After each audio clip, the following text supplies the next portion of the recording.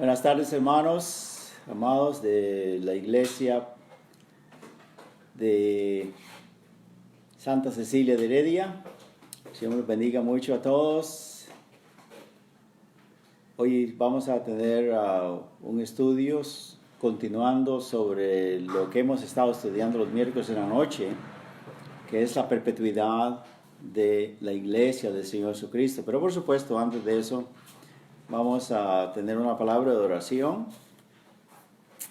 Recuerdo que, por supuesto, es ambas cosas que hacemos, ¿verdad? Estudio bíblico y oración. Y yo sé que ustedes tienen sus propias peticiones, sus propias necesidades, pero como dice la palabra de Dios en Filipenses 4:19, mi Dios pues suplirá todo lo que os falta conforme a sus riquezas en gloria en Cristo Jesús. Qué lindo que Él está dispuesto a suplir cada necesidad que tengamos, sea física, sea emocional, sea espiritual, familiar, laboral, etcétera, etcétera. Gracias, Señor, por eso.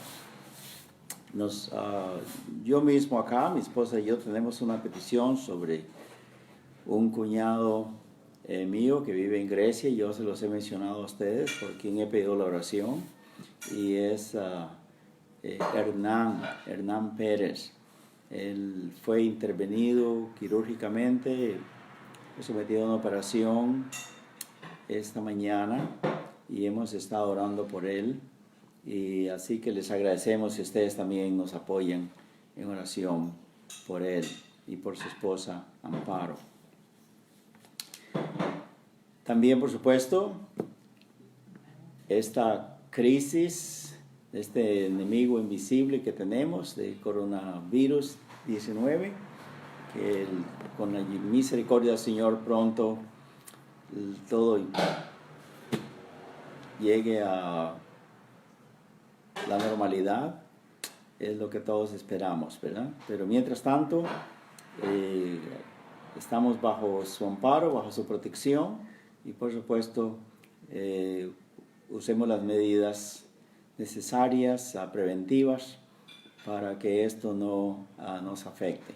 Vamos a orar. Padre Santo, gracias te damos esta tarde por este privilegio que nos das de no solamente ser salvos, no solamente ser hijos tuyos, pero como el cuerpo de Cristo que somos, Señor, como una iglesia del Nuevo Testamento.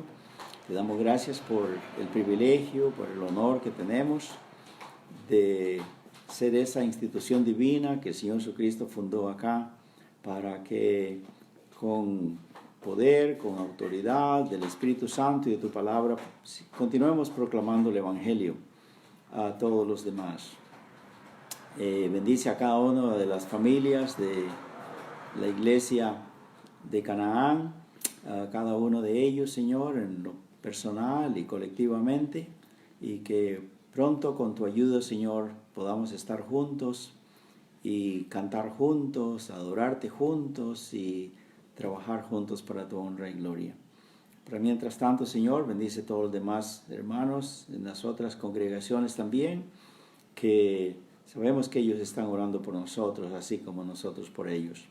Y esta petición especial de mi cuñado Hernán Pérez, Señor, lo ponemos más en tus manos para que él sea recuperado de esta cirugía, Señor, de que ha sido intervenido. Él profesa conocer a Cristo como Salvador personal. Su esposa es todavía católica, pero oye el Evangelio. Toca a ambos de ellos, Señor, en sus corazones, para que un día también, igual que nosotros, glorifiquen a nuestro Padre Celestial que está en los cielos. Bendice ahora tu palabra, que va a ser estudiada y analizada, y que nos gocemos en ella, Señor, y que inspire en nosotros y promueva en nosotros ese respeto, esa dedicación, esa devoción que tú quieres, Señor, que tengamos, que no solamente te amemos a ti, Padre Santo, pero que amemos la iglesia que el Señor Jesucristo fundó aquí en la tierra, que somos nosotros mismos, y que evaluemos lo grande, lo grandioso, las promesas que tú tienes para ella, Señor. Nos gozamos con todas tus bendiciones que nos has dado, que nos estás dando y continuarás dándonos, Señor. En el nombre de Jesús, nuestro Salvador. Amén. Vamos a abrir la palabra de Dios en por lo menos 3 textos para comenzar. Una es muy conocida escritura en Mateo capítulo 16, que fue la primera vez que el Señor Jesucristo hizo uso de la palabra iglesia.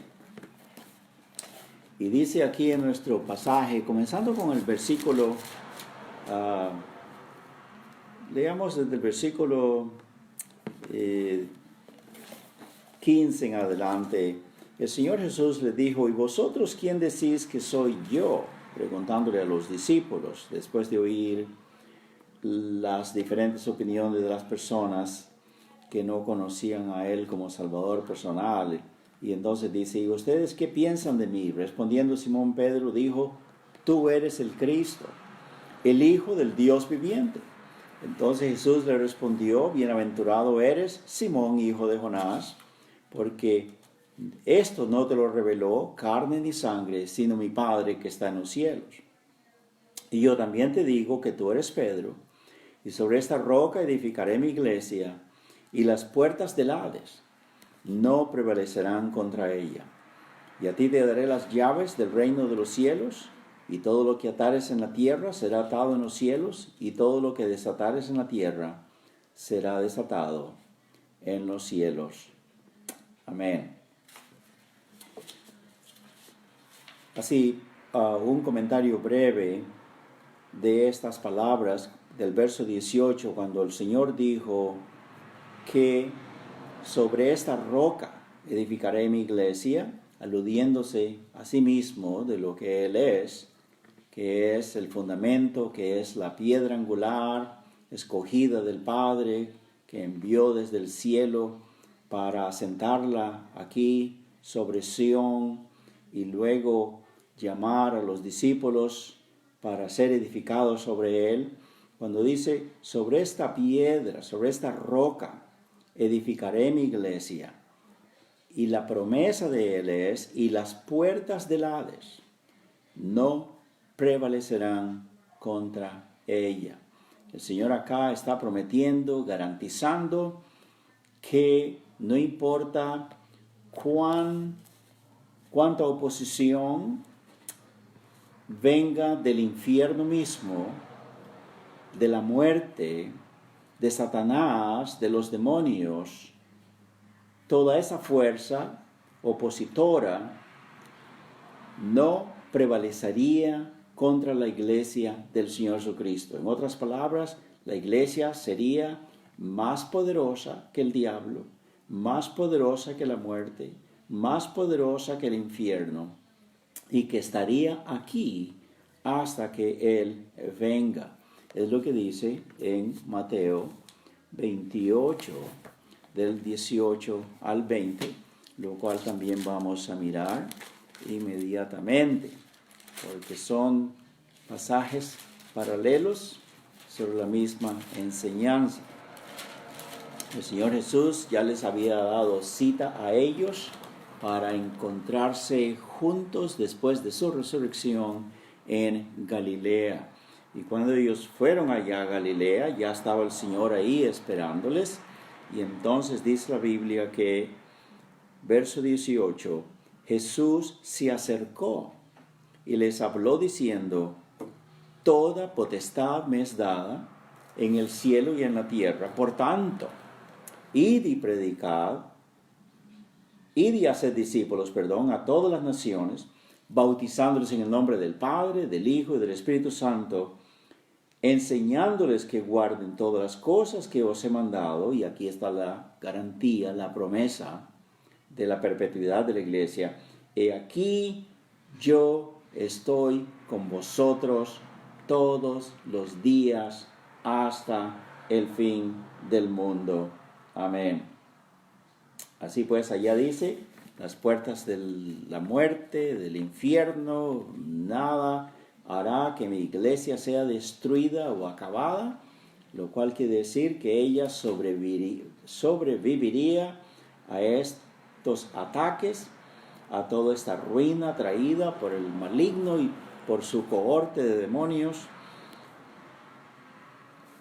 Y aquí también dice que estaré con vosotros, con su iglesia, todos los días hasta el fin del mundo. El otro pasaje que quisiera que leyéramos es en Efesios 3, 20 y 21. Aquí hay una expresión muy bonita del apóstol Pablo que le dice a la iglesia de Éfeso lo siguiente. Dice en el capítulo 3, versos 20 y 21, y a aquel que es poderoso para hacer todas las cosas mucho más abundantemente de lo que pedimos y entendemos, según el poder que actúa en nosotros. A Él sea gloria, a Dios sea la gloria, en la iglesia, en Cristo Jesús, por todas las edades, por los siglos de los siglos. Amén. Son 3 pasajes ya del Nuevo Testamento que aseveran que el Señor Jesús está prometiendo que su iglesia iba a ser perpetua, que iba a estar aquí sobre la tierra, que no iba a haber un minuto, una hora, un día, una semana, un mes, un año, una década y mucho menos un siglo en que no hubiera en alguna parte del mundo una iglesia del Señor Jesucristo. Como institución divina que Él fundó, dice, aquí se quedan ustedes y hacen mi trabajo hasta que yo venga. Esto para mí es sumamente precioso, emocionante. Amén. Eso es en el Nuevo Testamento. Cuando estábamos comenzando el estudio hace como unos 2 meses y medio, 3 meses, yo les participé a ustedes de algunas escrituras que ahora quiero que las revisemos de nuevo. Yo sé que algunos nuevos miembros en la iglesia no oyeron estas cosas y por supuesto van a gozarse en saberlas. Estas cosas que el Señor está prometiendo acá, de que su iglesia sería permanente, que sería una institución con continuidad, que es lo que quiere decir la palabra perpetuidad, la perpetuidad de la iglesia, que desde que Él la fundó hasta que Cristo venga, va a estar aquí sobre la tierra.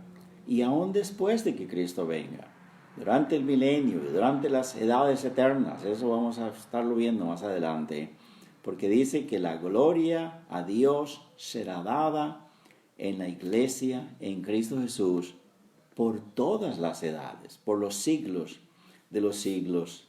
Amén. Entonces, algo tan impactante, algo tan glorioso, algo tan grande que Dios tenía ya planeado, dice la Biblia que esto ya había sido inclusive profetizado. En el libro de Daniel, capítulo 2, que vamos a ir ahí ahora, es una de las instancias bíblicas que tenemos en que ya Dios nos está diciendo a través del profeta Daniel que su iglesia estaría aquí, sería establecida por el Señor Jesucristo y que no tendría fin. Miremos lo que dice acá en el capítulo 2 del verso 32. Aquí Daniel está describiendo, está explicando el sueño que había aterrorizado a Nabucodonosor, que lo tenía confundido, estaba inquieto, él quería saber qué significaba ese sueño, él no se acordaba del sueño, ninguno de los magos, de los caldeos, ninguno de esos adivinos podía explicarle al rey qué significaba, pero Dios, que había escogido a Daniel para que le diera la explicación, entonces se lo comienza a explicar y le dice, verso 31, tú, oh rey, veías en tu sueño, y aquí una gran imagen. Esta imagen, que era muy grande y cuya gloria era muy sublime, estaba en pie delante de ti y su aspecto era terrible. Daniel 2:31. El 32 añade, la cabeza de esta imagen era de oro fino, su pecho y sus brazos de plata, su vientre y sus mulos de bronce, sus piernas de hierro, sus pies en parte de hierro y en parte de barro cocido. Estabas mirando hasta que una piedra fue cortada. Pon atención a esa palabra. Una piedra fue cortada. No con mano humana, y que hirió a la imagen en sus pies de hierro y de barro cocido, y los desmenuzó.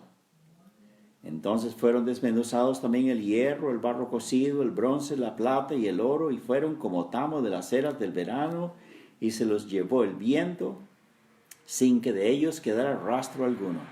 Mas la piedra que había caído sobre los pies de la imagen, mas la piedra que hirió a la imagen fue hecha, ¿qué? Un gran monte que llenó toda la tierra. Muy bien. Él entonces procede a explicarle que la cabeza de oro era Babilonia, que después iba a venir otro reino más débil, que estaba simbolizado en la plata, era la conquista que los medo-persas iban a tener sobre Babilonia, que fue el reino que sucedió después de la derrota de Babilonia, y después vino Alejandro Grande, simbolizado en las piernas de bronce, que conquistó a los medo-persas y gobernó a todo el mundo, y después Roma, que se impuso, que son las piernas de hierro, y después la de los pies, que es la mezcla de hierro y de barro cocido, lo cual quiere decir que en unas naciones, en unos países, unos serían grandes, poderosos, fuertes, y otros débiles, y así es como ha estado la situación después de la caída de Roma. Entonces dice acá en nuestro texto más adelante, en el verso 44, y en los días de estos reyes, eso quiere decir como el final de los días de estos reyes, el Dios del cielo levantará un reino que no será jamás destruido, ni será el reino dejado a otro pueblo, desmenuzará y consumirá a todos estos reinos, pero él permanecerá para siempre. Este reino iba a ser ya inconmovible. Y de la manera que viste del monte, que fue cortada una piedra, no con mano, la cual desmenuzó el hierro, el bronce, el barro, la plata y el oro, el gran Dios ha mostrado al rey que ha de acontecer en lo porvenir, y el sueño es verdadero y fiel su interpretación. Muy bien, entonces tenemos aquí en síntesis toda la historia del mundo, cubre el pasado, el presente y el futuro. Y dice que es esta piedra que cayó del cielo. No vino aquí de los hombres, de las instituciones, del ingenio de nadie, pero que vino de Dios. Porque es lo que dice acá, ¿verdad? Y en los días de estos reyes, el Dios del cielo levantará un reino que no será jamás destruido. Esta piedra, por supuesto, es nada menos que el Señor Jesucristo. Esto incluye, hermanos amados, de la iglesia Canaán de Heredia y a todos los demás que escuchen, abarca la persona del Señor Jesucristo. Ambos advenimientos, el primero y el segundo. Él, cuando vino como piedra, dice la palabra de Dios que Él estableció su reino. Él vino del cielo y Él hizo el trabajo, número uno, de la salvación primero. Miremos cómo esto de veras se ha cumplido, pero antes de eso, miremos otras escrituras. Ya tenemos aquí en Daniel que Él es identificado como una piedra que ha venido para suplantar, hacer a un lado y suplantar todos los reinos de la tierra, ¿verdad? Ahora, en Isaías, capítulo 28, versos 16, miren lo que dice, capítulo 28, versos 16 de Isaías. Por tanto, Jehová el Señor dice así: He aquí que yo he puesto en Sión por fundamento, ¿qué he puesto? Una piedra probada, angular, preciosa, de cimiento estable. El que creyere, no se apresure. En el Nuevo Testamento dice, el que creyere, no será avergonzado. Muy bien.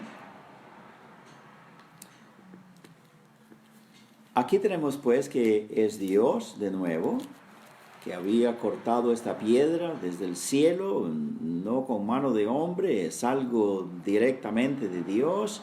Y aquí dice que Él vino y puso en Sión por fundamento esta piedra probada. Amén.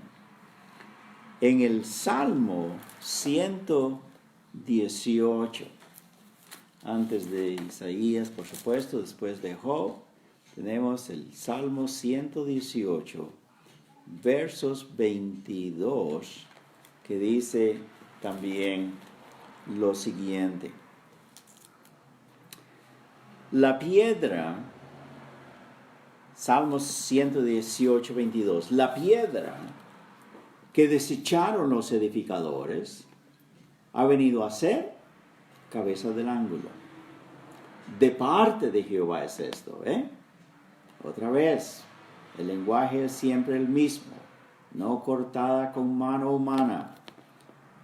Nadie iba a comenzar este reino, ni un ángel, ni nadie más, pero el Señor Jesucristo únicamente, que fue enviado por el Padre. De parte de Jehová es esto. Y es cosa maravillosa a nuestros ojos, por supuesto que sí, como para brincar de nuestros asientos y decir, aleluya, gloria a Dios, el Señor Jesucristo mismo es el que ha comenzado este trabajo. Es cosa maravillosa a nuestros ojos. Este es el día que hizo Jehová, nos gozaremos y alegraremos en él. Amén. Este verso 24 se usa casi siempre para decir, oh, qué lindo martes, qué lindo viernes, qué lindo sábado.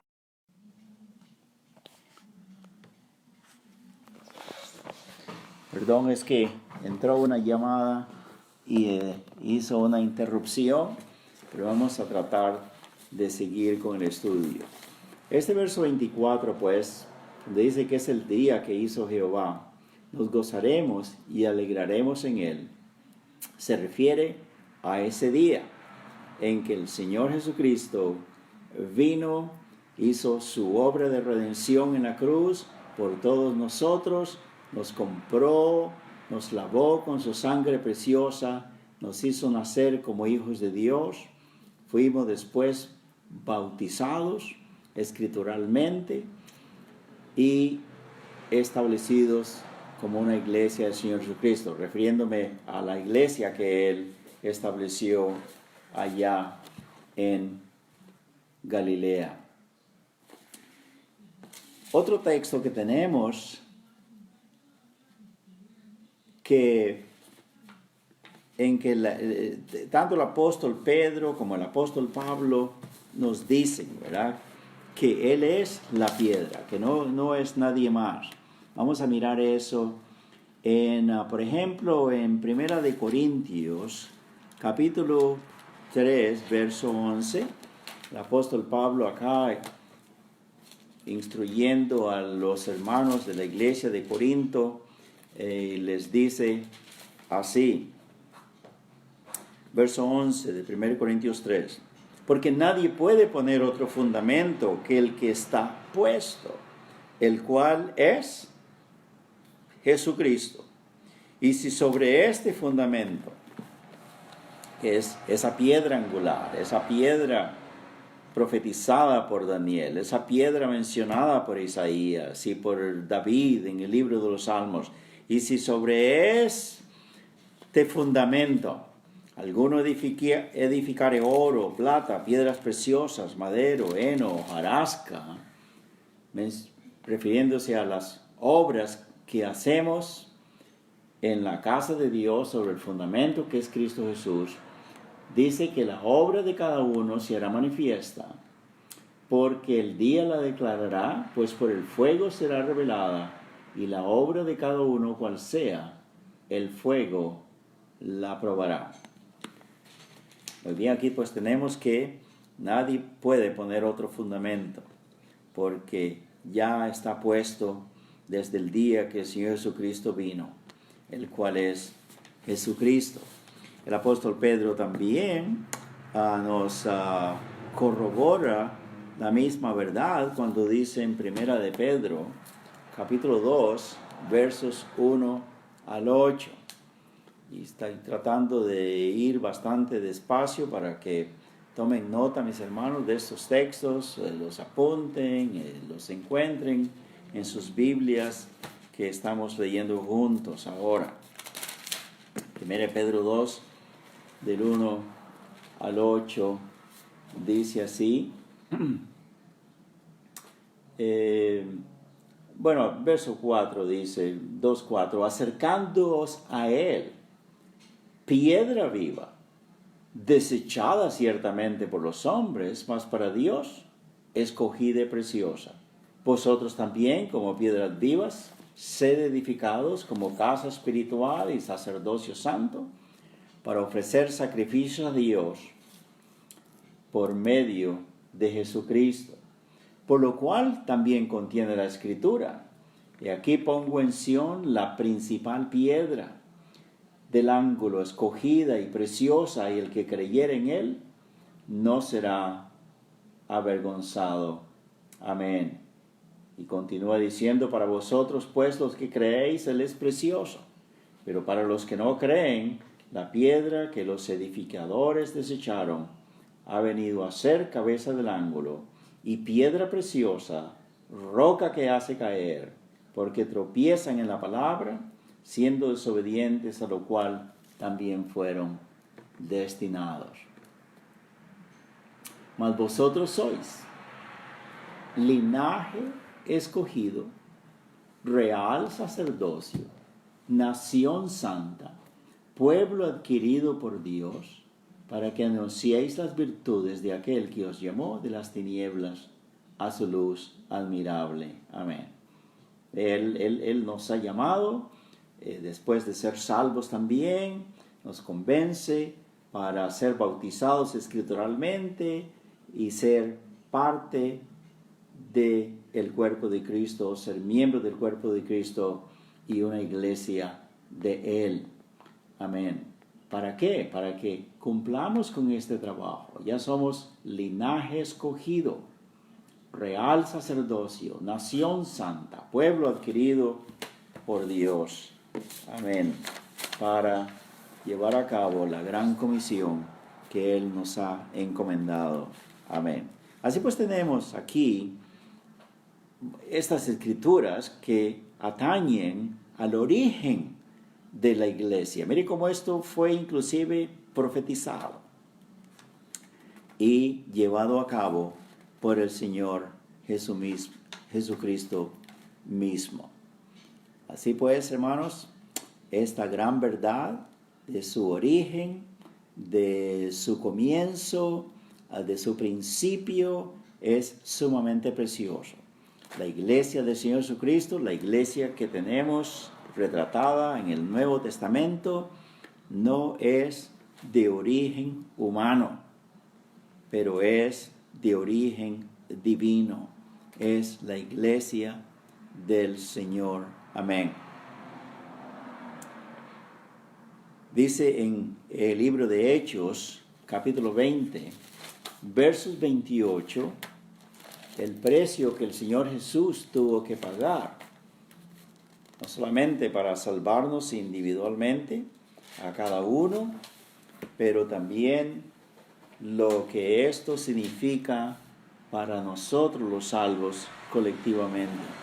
Cuando el apóstol Pablo se estaba despidiendo en Éfeso de los obispos, de los pastores y de otros hermanos que estaban ahí, le dice a ellos, a los pastores: por tanto, mirad por vosotros y por todo el rebaño en que el Espíritu Santo os ha puesto por obispos, para apacentar ¿a quién? Apacentar la iglesia del Señor, la cual Él ganó por su propia sangre. Amén. Sí, mis hermanitos, el Señor Jesucristo estuvo dispuesto a pagar ese precio para fundar su iglesia. Amén. Cuando Él usó la palabra por primera vez en Mateo capítulo 16, dice: y a ti te digo, tú eres Pedro, sobre esta roca edificaré mi iglesia. Para los discípulos esta palabra era bien conocida, la palabra eclesia o ekaleo, que quiere decir una palabra compuesta en griego que ek significa fuera de. Por ejemplo, tenemos en idioma inglés exit, como quiere decir fuera, alguien que sale, que está saliendo, y denota también origen o fuente. Y la palabra kaleo, la cual también significa llamar, dar una cita, traer con el fin de llevar a cabo alguna cosa, llevar a realizar alguna función, ¿verdad? Entonces, llamar fuera para realizar algo. En el tiempo de Alejandro el Grande era muy común en las ciudades de los estados diferentes que hubiera un grupo de ciudadanos, que era una asamblea, era algo legalizado, algo autorizado por el gobierno, para que ellos trataran negocios, asuntos del pueblo, de la comunidad. Por ejemplo, para construir escuelas, o para construir puentes, o para abrir nuevos caminos, todo aquello que concernía el interés, el bienestar de la ciudad. Ellos estaban autorizados para tomar esas decisiones. Y esas asambleas, que ahora se llaman como juntas directivas, eran llamadas iglesias. Era una iglesia. Eso es porque es lo que quiere decir la palabra iglesia. Kaleo. Individuos, ciudadanos que reunían las condiciones necesarias, que eran llamados y autorizados para llevar a cabo estos negocios en bien de los demás. Por eso cuando el Señor Jesús dijo, en esta roca que soy yo mismo, edificaré mi iglesia, los discípulos entendían muy bien que Él iba a tener este conjunto de personas, de discípulos, que iban a estar viniendo hacia Él y siendo autorizados como la asamblea de Él para hacer sus negocios. Y eso es lo que Él, por supuesto, nos ha autorizado al decir, ir por todo el mundo, predicar el Evangelio, hacer discípulos, bautícenlos en el nombre del Padre, del Hijo y del Espíritu Santo, y aquí yo estoy con vosotros todos los días hasta el fin del mundo. Amén. Esta iglesia, esta asamblea, según es identificada en el Nuevo Testamento, es una asamblea, una congregación que por supuesto es local, que es visible, que tiene propósito para reunirse y compuesta de personas que son identificadas con sus nombres, conocidas por sus doctrinas y por sus prácticas. Hermanos, solamente la iglesia del Señor Jesucristo es la que tiene el privilegio de haber sido llamada y constituida por el Señor Jesucristo. Por eso es que solamente la iglesia es la que puede llamarse el cuerpo de Cristo, de la cual Él es la cabeza.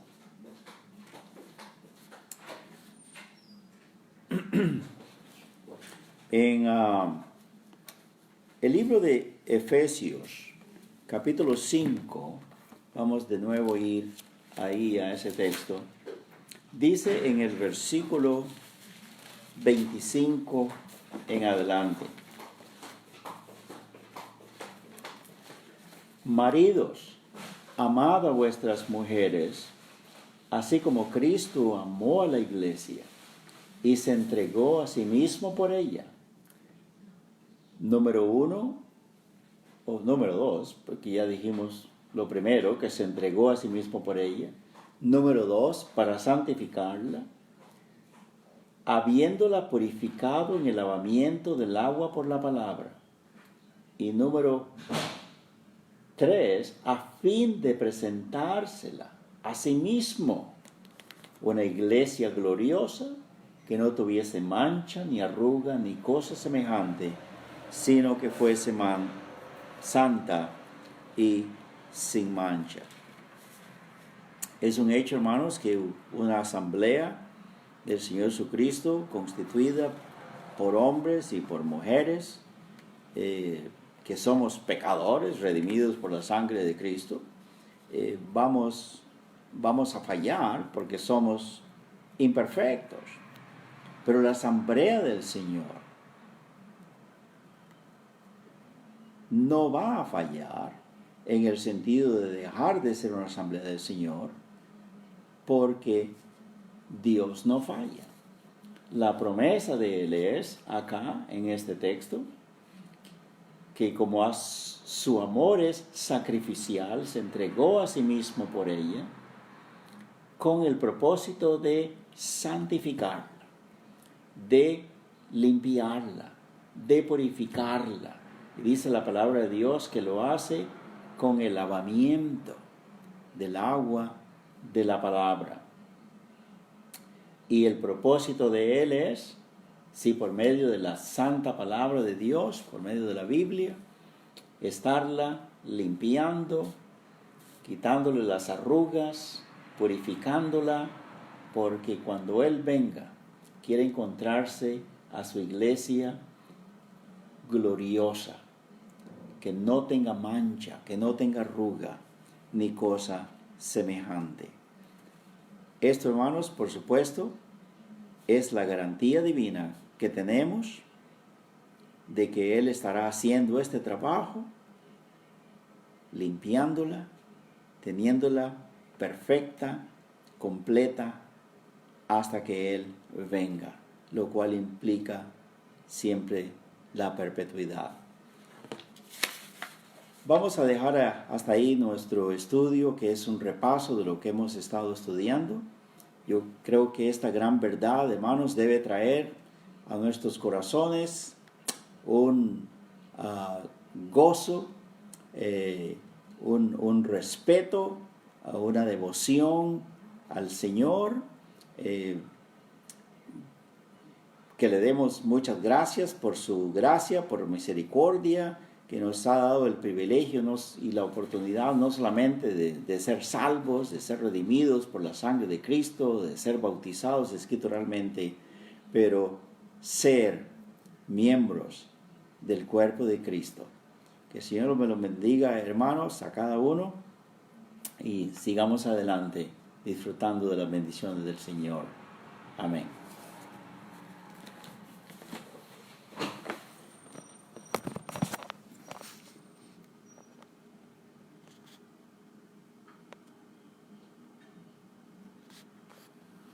Ruth Aguilar, despacho.